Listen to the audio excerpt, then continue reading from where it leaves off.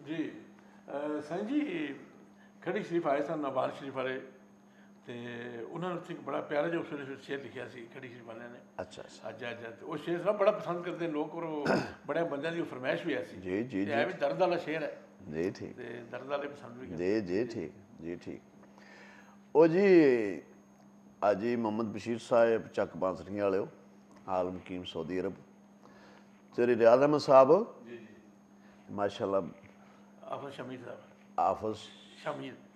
ਆਫਤ ਸ਼ਮੀਰ ਸਾਹਿਬ ਆਪਣੇ ਸਗੀਰ ਅਹਿਮਦ ਸਾਹਿਬ ਦੇ ਬੇਟੇ ਮੀਆਂ ਸਾਹਿਬ ਰਹਿਮਤੁल्लाह अलैह ਅਰਫੇ ਖੜੀ ਦੇ ਕੋਲ ਨਾ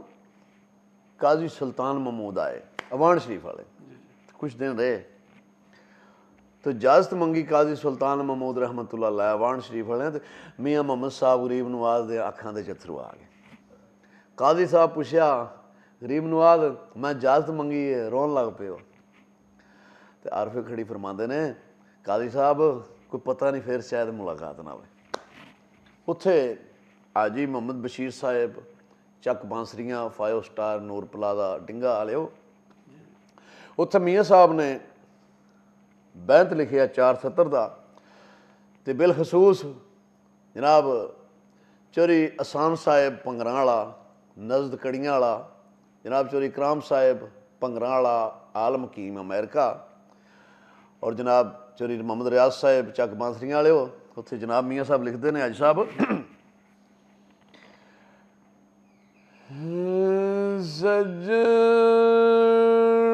ਵਿਦਿਆ ਕਰਦਿਆਂ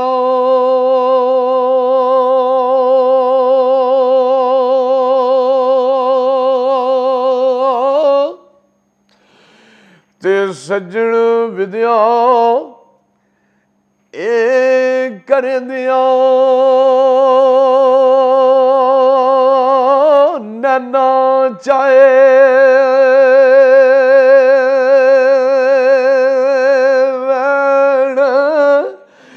ਤੇ ਨਾ ਰੋਵੋ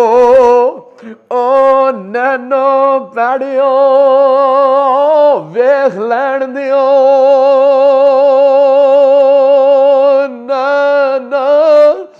ਤੇ ਸੁੱਖ ਚੱਲੇ ਸੱਜਣ ਚੱਲੇ ਸਾਡਾ ਕਾਜ਼ੀ ਸੁਲਤਾਨ ਮਹਿਮੂਦ ਵਿਦਿਆਉਣ ਲੱਗੇ ਨੇ ਤੇ ਮੀਆਂ ਸਾਹਿਬ ਰੋਂਦਿਆਂ ਰੋਂਦਿਆਂ ਫਰਮਾਉਂਦੇ ਨੇ ਤੇ ਸੁੱਖ ਚੱਲੇ ਹੋ ਦੁੱਖ ਆਣ ਮਿਲੇ ਹੁਣ ਦਰਦ ਉਠਾ ਚੈਨ ਤੇ ਮੇਲੇ ਫੇਰ ਮੁਹੰਮਦਾ ਰੱਬ ਜਾਣੇ ਕਦੋਂ ਆਣ